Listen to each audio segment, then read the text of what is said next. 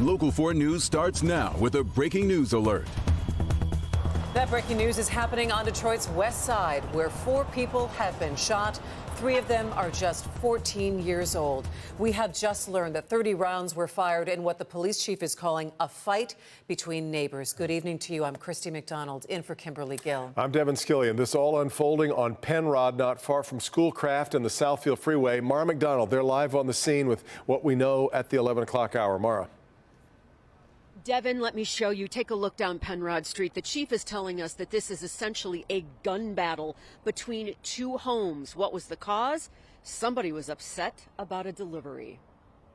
It was the Detroit Police Department's shot spotter technology that registered the mass of gunfire. And before 911 could even be called, police were on the way. When they got here, the scene sounds like it was utter bedlam. This is what looks like a shootout with houses that are next door to each other, so neighbors. It is our understanding at this point that this was some type of dispute over delivery. 3 were found shot here on Penrod near Schoolcraft, 2 of them young teenagers, the 3rd in his early 20s. Another victim, a 4th, also 14 years old, was found a short distance away at another scene. At first there was concern there was a barricaded gunman inside one of these homes. SRT was called out. Police went in to find no barricaded gunman, but 11 other people. They got them outside, and now police are sorting through who is who and what is what. But definitively, 4 people shot, more than 30 rounds fired. We're not kidding around here. We've said it in the past. You use a weapon to resolve a dispute, you're going to get our full attention. They got our full attention. So we're going to do everything we can to sort it out. We're going to find out if these juveniles belong in this home. Preliminarily, it looks like most of them don't even live here.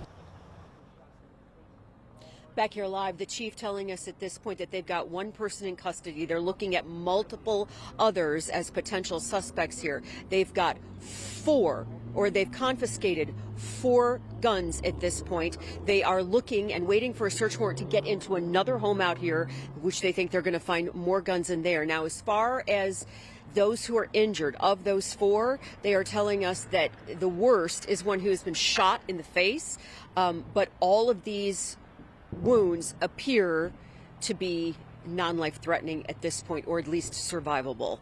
We are live on Detroit's west side. I'm Mara McDonald, Local 4. Which seems miraculous. A lot still to sort out. We will continue to follow the investigation that continues throughout the night. All right, Mara. Our other top story here at 11, a woman described as a pillar of the community found murdered in her home in Ann Arbor. Jude Walton was a former police oversight commissioner who worked at a nonprofit for more than a decade.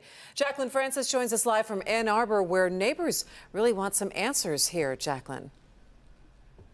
Yeah, Jude Walton was beloved in this community, and her loss will be felt by many. But before we get into who she was, I want to show you where we are and what happened. This path here leads straight to Jude's backyard and her back door, where the killer broke in. Neighbors telling us people passing through here has become a big safety concern. It's hard to put into words what Jude meant to this community. She's lived in this house for 25 years. Born in the UK, Jude Walton became a mainstay of the Ann Arbor community. She's the old guard of Ann Arbor. She just described her today as a fairy godmother. It was in her home on Chapin Street where she met her fate. When she didn't show to work Thursday morning, colleagues went looking for her. Police say she was murdered, found in her living room around 1:30 in the afternoon, noting signs of a break-in at the back door. It's hard for the officers to process. I mean, this is one of those ones that hits close to home. At 51 years old, Jude played many roles in the community, formerly serving on the Police Oversight Committee, while also dedicating her career to the homeless population, working at the nonprofit Avalon Housing for 14 years. Yeah, Ann Arbor is just a little darker now. It just doesn't feel or look the same. It also doesn't feel as safe. Neighbors say the area has become increasingly dangerous, with drug deals and loiterers creeping in on the quiet street. Not quite sure what to do. This is obviously really unsettling and infuriating. There are a few security cameras surrounding the house and her lot, so police are hoping the footage from those cameras will lead them to her killer.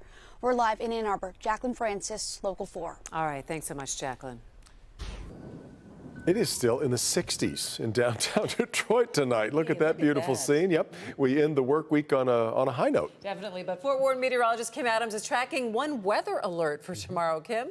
Yeah, it's feeling a lot like summer, and to go along with it, an air quality alert for tomorrow. That means there's elevated levels of ozone, and the pollutants can cause some irritation for people who are susceptible to it, senior citizens and also those that have asthma. So it's in the unhealthy, sensitive range that air quality goes from good all the way up to hazardous. So we're sort of right in the middle there. Things you can do tomorrow to help improve the atmosphere and the ozone: carpool or bike to work. You can check on seniors and those who have asthma. And then also, if you can, try not to fill up your car tomorrow or your gas lawnmower. I know it's tempting. You probably want to cut the grass tomorrow. If you can wait until Saturday, it'll be much better. All right, speaking of tomorrow, though, another one right in a row the entire week. Lots of sunshine, a beautiful, beautiful week for us with a high of 80 tomorrow. But of course, there are changes for the weekend, and it will probably affect your plans. So you're going to want to know about that coming up in the forecast. All right, Kim. On this 2-month anniversary of the shooting at Michigan State University, Governor Whitmer signs new gun control bills into law. The first expands universal background checks to all gun purchases. Another requires a person to keep a gun stored with a lock or in a locked container.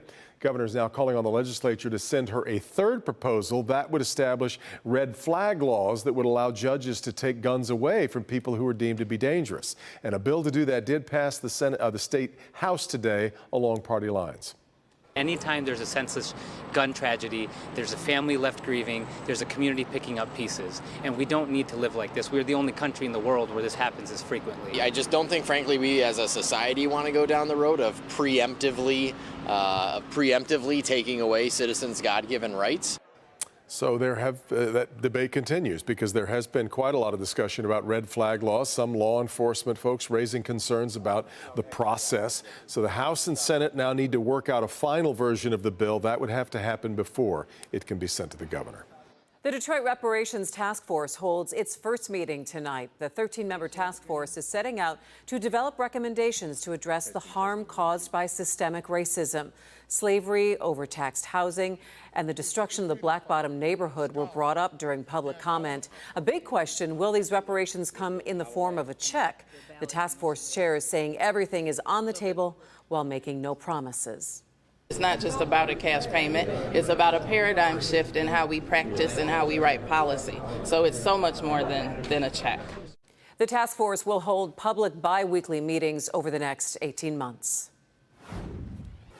Now, Local 4 update. A man is sentenced to life in prison for killing a co-worker at GM's Orion assembly plant. Yeah, prosecutors say Astrid Bushy beat Gregory Robertson to death last summer. The two worked as employees of a cleaning service contracted by GM.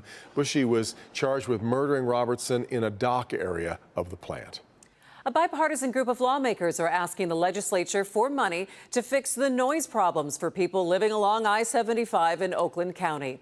It comes after an MDOT meeting earlier this week where officials said 2 sections are noisy enough to build a sound wall, but there isn't enough money for it. It impacts the area from 13 Mile to Adams Road. Officials say it could cost as much as $12 million, and now 2 Republican legislators and 1 Democrat are calling for abatement funding to get the walls built. Most hospitals in Michigan are now making masks optional. Henry Ford Health, Corewell Health, the Detroit Medical Center. They will give patients and staff the option of wearing masks starting tomorrow. Corewell Health says the decision was made because the number of COVID inpatients has drastically dropped and there are more options now to deal with the virus. You can read each hospital's policy. We've got that right now on the homepage of clickondetroit.com.